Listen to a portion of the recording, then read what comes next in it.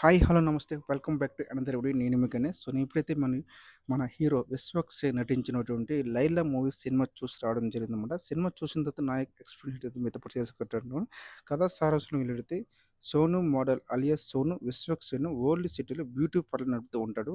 అతని makeup style చూసి మహిళలు ఎంతగానో ఇష్టపడుతుంటారు. చిన్నప్పటి చనిపోయిన తన తల్లి నేర్పించిన విద్యతో ఆమె జ్ఞాపకంలో పార్లర్ నిర్వహిస్తుంటాడు. ఎవరికి కష్టం వచ్చినా ఆదుకుంటాడనమాట. అనుకోకుండా ఆయన్ని సమస్యలు చుట్టుముడతాయి. వాటి నుంచి గట్టెక్కాలంటే పారిపోవడమే మార్గం అని సలహా ఇస్తారు స్నేహితులు. సోను అలా చేయకుండా లైలా విశ్వక్సేన్ అనే అమ్మాయిగా గెటప్ మార్చేస్తాడు. అలా ఎంతకాలం తప్పించి తిరుగుతాడు. లైలా అమ్మాయి కాదని సోను అని తెలిసాక చోటు చేసుకున్న పరిణామాలు ఏంటనేదైతే సినిమా అయితే తెరపై చూడాలన్నమాట. అసలు కథా సారాంశం ఏంటంటే హీరోని లేడీ గెటప్‌తో చూపించడం, విలన్ పాత్రని కామెడీగా మార్చడం, సన్నివేశాలకి ద వచ్చేలైతే సంభాషణలు రాయడమే హాస్యం అని చెప్పొచ్చనమాట. అదే ప్రేక్షకులకు నచ్చుతుంది. ఆ అపోహ యువత అలాంటి సినిమాలే చూస్తారనేది వాస్తవం కాదు. 'లైలా' కాన్సెప్ట్ బాగుంది. కానీ కథ పాతకాలపు మేకింగ్ సినిమాను ఆరంభించారన్నమాట. సహజత్వం లేని పాత్ర, సన్నివేశాలు ఆసక్తిని రేకెత్తించవు. సోను మోడల్ పాత్రను అతని వ్యక్తిత్వాన్ని మరింత ఆకర్షణీయంగా తీర్చిదిద్దితే బాగుండేది. హీరోని చుట్టుముట్టే కష్టాలన్నీ మరింత గాఢంగా చూపించే ప్రయత్నం చేయాల్సి ఉందన్నమాట.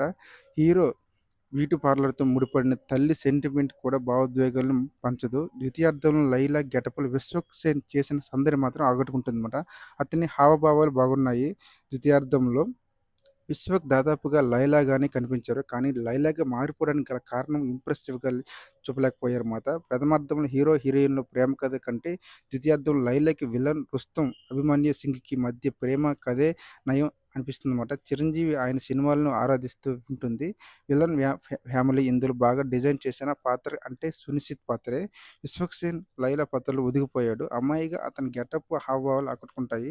రచన, స్క్రీన్ ప్లేలో బలం లేకపోవడంతో ఆయన ప్రయత్నం వృధా అయిందని చెప్పొచ్చన్నమాట. కథానాయికగా గ్లామర్‌గా అనిపించింది. అలరిస్తుంది. అభిమన్యు సింగ్‌ది కీలక పాత్ర. కామెడీ విలన్‌గా కనిపిస్తారు. సాంకేతికంగా సినిమా పర్వాలేదు. లియోన్ జేమ్స్ స్వరపరిచిన 2 పాటలు వాటి చిత్రీకరణ బాగుంటుంది. రచన, దర్శకత్వం విభాగాలు తెలిపాయన్నమాట. ఖచ్చితంగా అయితే సినిమా అయితే నాకైతే పెద్దగా ఎక్స్‌పెక్ట్ చేసినంతకైతే రీచ్ అవ్వలేదని చెప్పొచ్చన్నమాట. ఎందుకంటే ఆయన కంపేర్ చేసిన ప్రీవియస్ కంపెనీ సినిమాలు చూసుకుంటే 'లైలా' అనేది ఒక సినిమాలాగా మిగిలిపోతుంది. కర్మల కారం పొడి ఉంటే పల్లెంలోకి పరమాన్నం ఎలా వస్తుంది అన్నట్టుగా కథలోని కొత్తలు లేనప్పుడు ఎన్ని గెటప్‌లు వేసినా డిఫరెంట్ సినిమా చూసామనే ఫీలింగ్ ఎలా వస్తుంది? 'లైలా' సినిమా పరిస్థితి అలానే ఉందనమాట.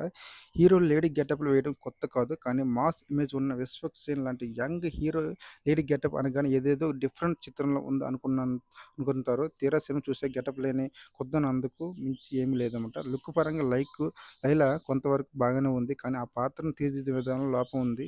సినిమా స్టార్టింగ్ నుంచి ఎండింగ్ వరకు ఎక్కడ కూడా ఎంటర్‌టైన్‌మెంట్ అందించకుండా రొటీన్ సీన్‌లతో చాలా జాగ్రత్తగా కథనాన్ని నడిపించారన్నమాట.